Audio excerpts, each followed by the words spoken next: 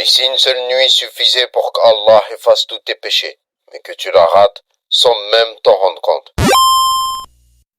D'après Abu Huraira, qu'Allah l'agréé, le prophète que la prière d'Allah et son salut soit sur lui a dit, premièrement, celui qui pratique l'adoration durant la nuit du destin, avec foi et en espérant la récompense.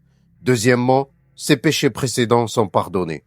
Rapporté par Bukhari dans son Sahih 1901 et Muslim dans son Sahih 760. Détail de 2 exemples. Premièrement, l'immense récompense promise dans le hadith n'est obtenue que par la personne qui rassemble 2 caractéristiques, la foi et le fait de rechercher la récompense. La première caractéristique est que la personne pratique cela avec foi, c'est-à-dire par foi en Allah et son messager, que la prière d'Allah et son salut soit sur lui, en rendant véridique et en acceptant la législation de l'islam. La seconde caractéristique est que la personne doit rechercher la récompense d'Allah. Cette seconde caractéristique signifie, en premier lieu, que la personne pratique l'acte pour obtenir la récompense d'Allah uniquement et qu'elle ne le fait pas par ostentation et en recherchant les éloges des gens.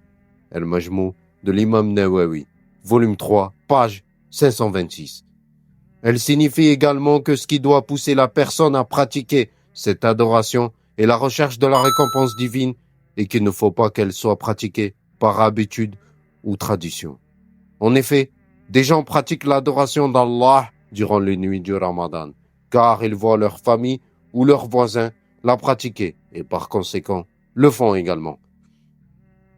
Ceci n'est pas correct, car la recherche de la récompense doit être ce qui motive la personne. Deuxièmement, les péchés dont il est question ici sont les petits péchés et pas les grands péchés, pour lesquels il faut forcément que la personne se repente, si elle veut qu'ils soient effacés. D'après Abu Huraira, qu'Allah l'agréé, le prophète que la prière d'Allah et son salut soit sur lui a dit, les 5 prières, le vendredi au vendredi, le Ramadan au Ramadan, sont des expiations pour ce qu'il y a entre eux et si on s'est écarté des grands péchés, rapporté par Muslim dans son Sahih 233. Cheikh Uthaymeen a dit, si ces immenses obligations de l'islam comme les prières obligatoires et le jeûne du Ramadan ne permettent d'expier les péchés que si la personne s'écarte des grands péchés, alors il n'y a pas de doute que les autres actes qui sont en dessous de ces obligations de l'islam ne permettent pas non plus d'expier des grands péchés. Remarque, ainsi il y a donc 3 cas possibles. Si la personne avait commis des grands péchés et des petits péchés, ou uniquement des petits péchés, alors ces adorations durant les nuits du mois de Ramadan vont permettre d'effacer ces petits péchés. Si la personne avait commis uniquement des grands péchés, alors ces adorations durant les nuits du mois de Ramadan ne vont pas effacer ces grands péchés, mais vont les alléger.